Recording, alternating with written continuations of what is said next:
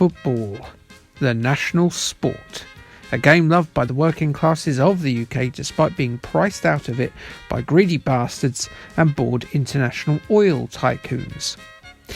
It's that fact that has made the beloved sport mostly only viewable by having access to a BT Sports account or Amazon Prime or Sky, save for a smattering of the odd ring-fenced international team tournaments or a clutch of cup games.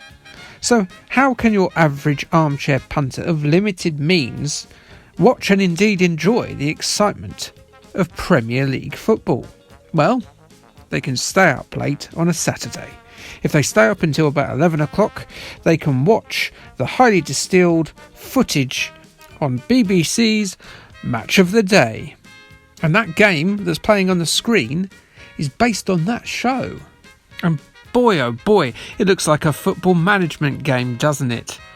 Yeah, that's because it is. But don't worry, it's not a bad one at all. Before we get there, let's talk television.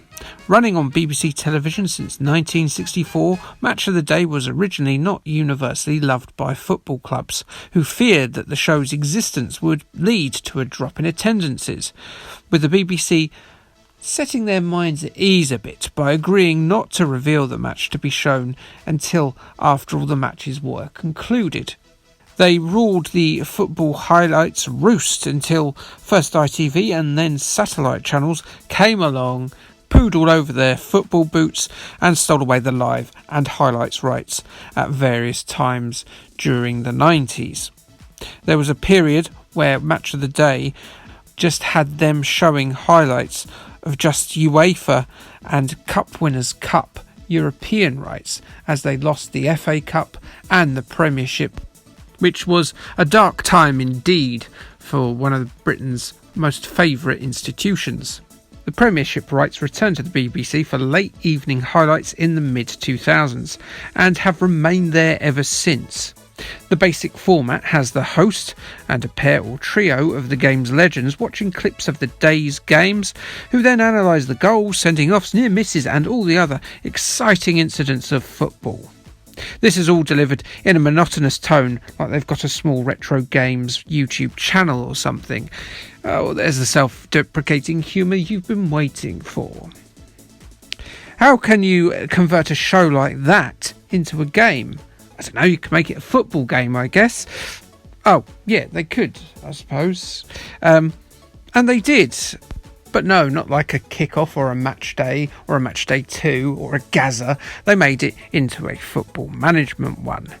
Yes, you are placed in the well-heeled but not studded leather shoes of a football manager. Get your pint of wine out and the brown envelope full of money at the ready.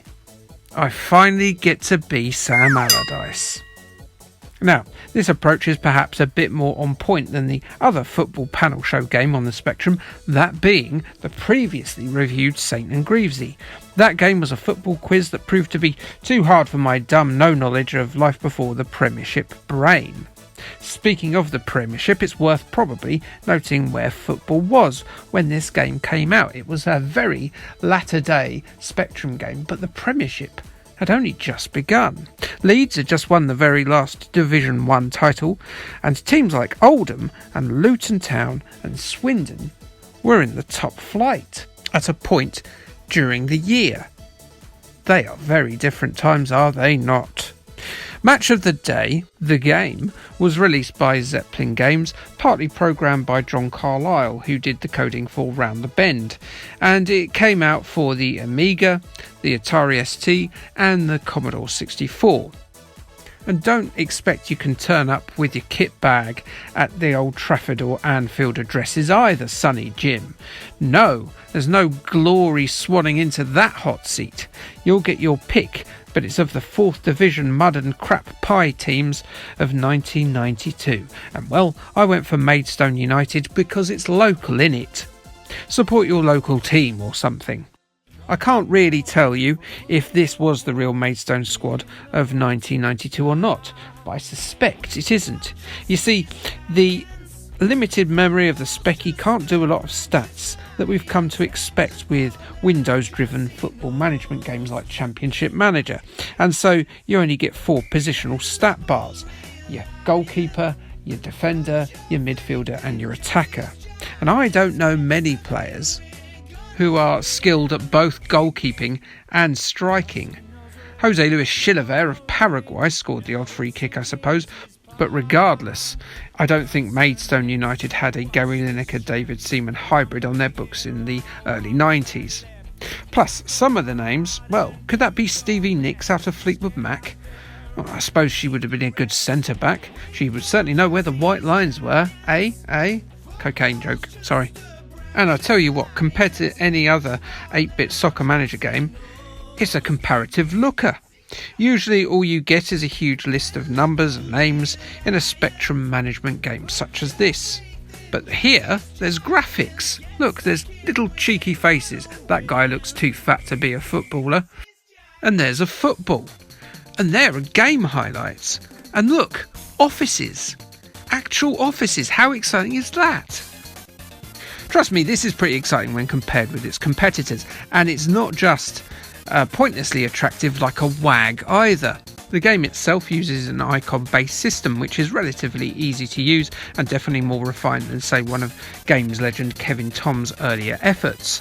You have to drag the managerial tasks, which include training, squad or reorganisation, contracts and scouting, into the slots in your diary. What a clever system. Again, for the time, please bear that in mind. Your job is that of any football management game that's come out since, before, and indeed in time immemorial. You train your team, you buy better players, you sell the ones that don't make the grade, you balance your books so you don't go bankrupt, and you organise your elite squad to rise up the leagues, albeit in a very stripped down version than most of the fans of the genre would be used to. So where does this licence come in then? The whole match of the day thing. The reason why we're reviewing this today rather than a game a little bit more interesting. Well, as the title of the Sean Bean film would tell you, when Saturday comes. Because Saturday is when match of the day is on. Mostly. The football highlights aren't particularly amazing to look at. I feel I'm looking at some sort of toddler's chalk interpretation of sensible soccer here.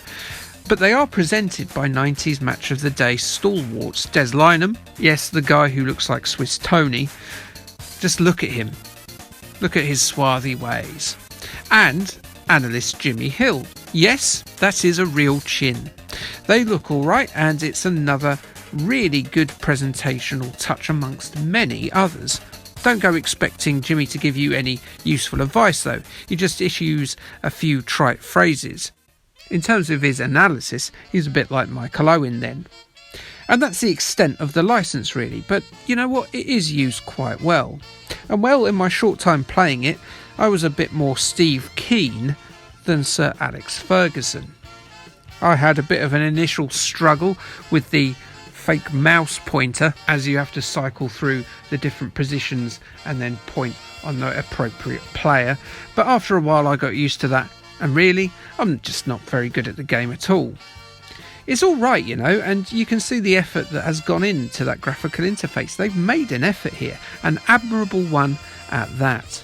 Your Sinclair gave it an 82%, saying that while the game can be a hard slog for novices, yes it can, it is a management sim for the masses, and it is rather fine. Sinclair user gave Match of the Day a 90% and their gold award. They stated that it's very user-friendly, icon-wise, and one of the most challenging and rewarding sims that they've ever played. Jimmy and Des look great too. Sure, if you like moustaches and big chins. And so that's the end of the episode. Next time out we'll be staying on the sporting theme, as it's a summer of sports. And we're going to look at an old forgotten about sports quiz show that uses everyone's favourite three-sided geometrical shape. Yes, it's Sporting Triangles. Like, subscribe, and thanks, bye.